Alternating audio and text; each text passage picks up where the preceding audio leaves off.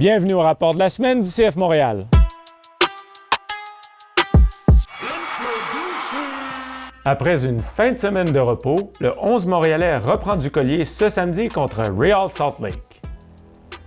Rappelons qu'à sa dernière sortie, le bleu-blanc-noir était parvenu à aller chercher un point sur la route à Philadelphie en vertu d'un match nul de 2-2. Début de Sunusi Ibrahim dès la première minute de jeu et Samuel Piette, alors que les deux équipes évoluaient à 10 contre 10, auront permis aux hommes de Laurent Courtois d'entamer la trêve internationale sur une note positive. Le CF Montréal est invaincu à ses 3 derniers matchs et le club cherchera à poursuivre cette séquence à la reprise du championnat cette semaine. Au chapitre des joueurs blessés, on espère obtenir prochainement des nouvelles positives en ce qui concerne les attaquants Mahala Opoku et Mathias Kokkaru, tandis que Joseph Martinez poursuit également son plan de rééducation.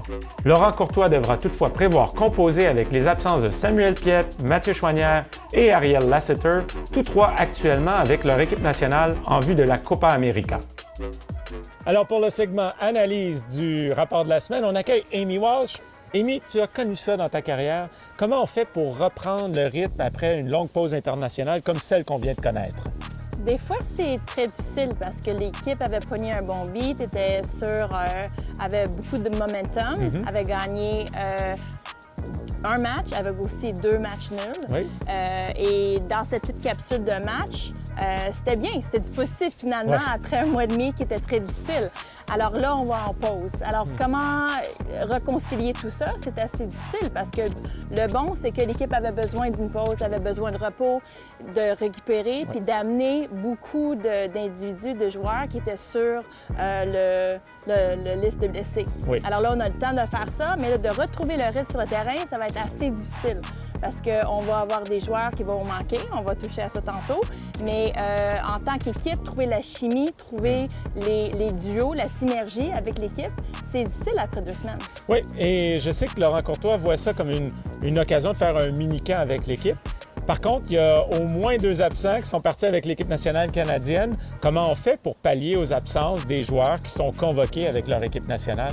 De un, c'est une grande fierté. L'équipe et la communauté de soccer aussi, très fière de Mathieu Choinière et de Samuel Piette.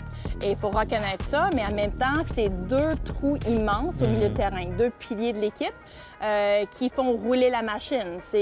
Alors, on a beaucoup de talent dans un Wanyama, un Saliba et aussi un Rida Zouhir. Alors, donner plus de minutes à ces joueurs-là sans trop perturber le rythme, comme on vient de discuter, mais aussi les bons résultats qu'on a créés. Et alors, c'est de trouver est-ce que les autres peuvent mener l'équipe dans différentes positions. On le souhaite. On va surveiller ça. Merci, Amy. Merci à toi. L'adversaire de la semaine est Real Salt Lake. Le club de l'Utah connaît une séquence impressionnante d'invincibilité avec 8 victoires et 5 matchs nuls depuis le 10 mars dernier. Les joueurs de Pablo Mastroeni affichent une excellente fiche sur la route avec 3 victoires, 5 matchs nuls et une seule défaite. Le moteur offensif de l'équipe est Christian Arango, actuellement meneur au chapitre des buts en MLS avec 16. Le Colombien a inscrit un tour du chapeau lors du dernier match des siens contre Austin dans une victoire écrasante de 5-1. Le défi en sera un de taille contre cette équipe en forme.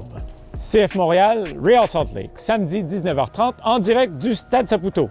Suivez le match sur MLS Season Pass.